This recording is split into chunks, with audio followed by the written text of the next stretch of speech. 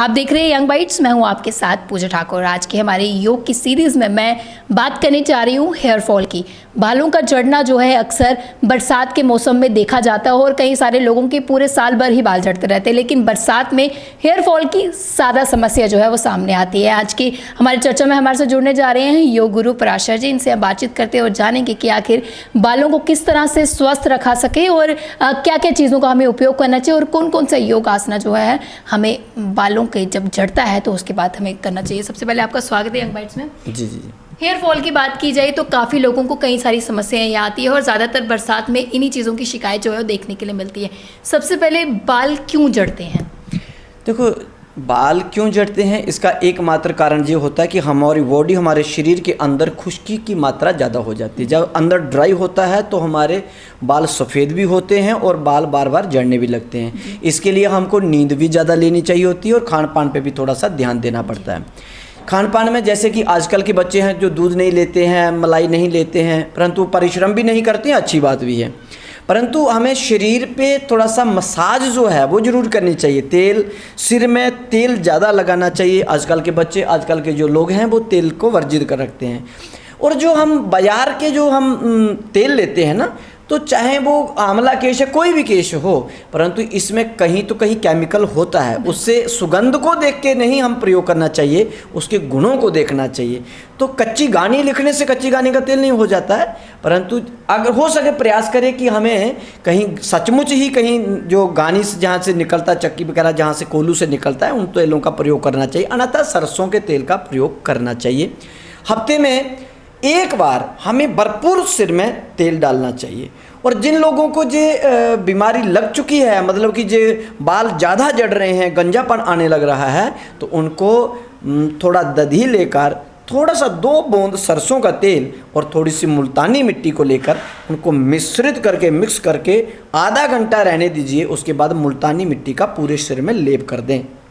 यदि आप मुल्तानी मिट्टी का प्रयोग करते हैं, लेप करते हैं, थोड़ा सा मक्खी डाल के, अपने क्या बोलते हैं इसको, सरसों का तेल और थोड़ा सा दही, 1 चम्मच दही, आधे से भी कम चम्मच जो है सरसों का तेल और इतनी सी मुल्तानी मिट्टी डाल के इनको सब भिगो के रखो और इसकी मसाज करने से आपका जो बाल का झड़ना है, पहली वाली समस्या यहीं ठीक हो जाएगी। और उसके बाद हफ्ते में एक बार शुद्ध सरसों का तेल भरपूर सिर में डालें।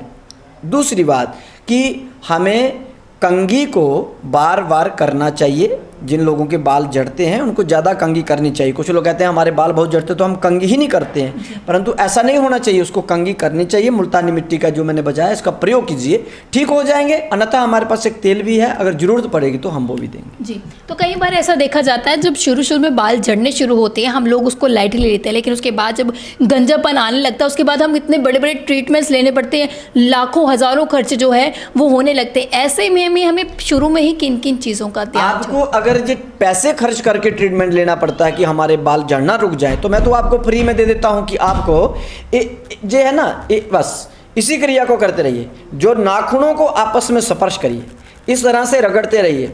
आपको ज़रूरत नहीं पड़ेगी डॉक्टर की दवाई लेने की, ना ही लाखों रुपया खर्च करने की या हज़ारों रुपया प्रयोग करने की कि हमें ये बीमारी इस तेल से ठीक हो जाएंगे। आप मात्र भोजन के बाद आधा घंटा ना करिए, भोजन से पहले अन्यथा भोजन के आधा घंटे के बाद मात्र जे क्रिया है योग की, बस इस तरह से इसे करते रहिए। आपके बालों का झड़ना बंद हो जाएगा और बाल घने भी होने लगेंगे। इससे किस तरह से बॉडी में चेंज आती है ये क्रिया करने से? इस क्रिया से करने से जो पॉइंट, इसका कनेक्शन जो हमारा सीधे बालों के साथ है। ओके। और बाल काले भी रहेंगे।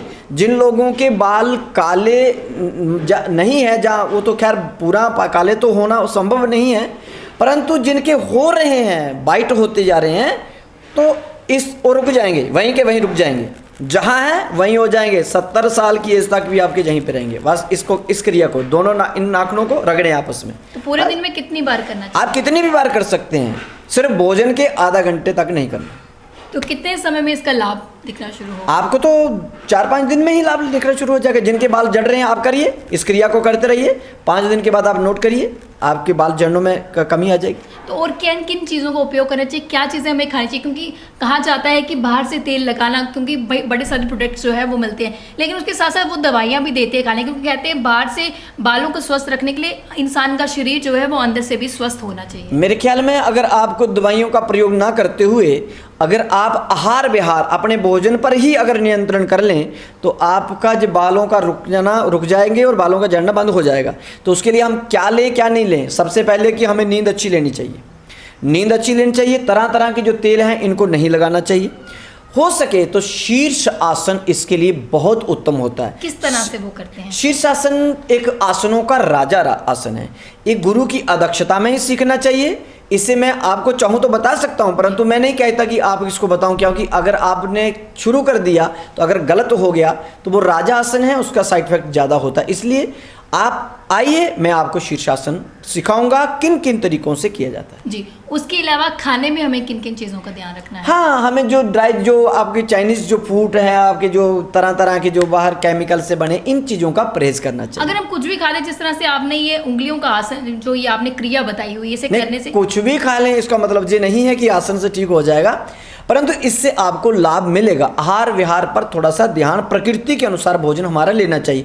सर्दियों में हमें क्या भोजन लेना चाहिए वो लेना चाहिए, गर्मियों में जो फ्रूट है फल हैं वही लेने चाहिए। तो जैसे कि सर्दियों के फल गर्मियों में भी मिल जाते हैं, ये भी हमारे प्रकृति के विरुद्ध होते हैं। जो ऋतु फल होता है उन्हीं को लेना चाहिए, तो जो आपके बाल झड़ना रुक जाए। जी, बहुत बहुत धन्यवाद हमारे साथ जुड़ने के लिए। तो सबसे बड़ी बात उन्होंने कहा कि सीजनल फूड जो है वो हम जितना लें उतना ज़्यादा हमारी सेहत के लिए भी लाभदायक है। उसके अलावा बरसातों में जिस तरह से बाल झड़ते हैं उसके लिए हमें क्या क्रिया करनी चाहिए ये भी इन्होंने बताया, और उम्मीद यही करते हैं कि जिन लोगों के बाल झड़ रहे हैं अगर वो इन क्रियाओं को करेंगे और अपने खाने पीने का खास तौर से ध्यान रखेंगे तो उनके बाल का झड़ना जो है वो रुक जाएगा। अगले वीडियो लेकर फिर मैं हाजिर होंगी और अगले हफ्ते नई विषय पे बात करूंगी। तब तक के लिए आप देखते रहिए यंग बाइट्स, वीडियो जर्नलिस्ट अभिषेक बड़ू के साथ मैं पूजा ठाकुर, यंग बाइट्स जम्मू।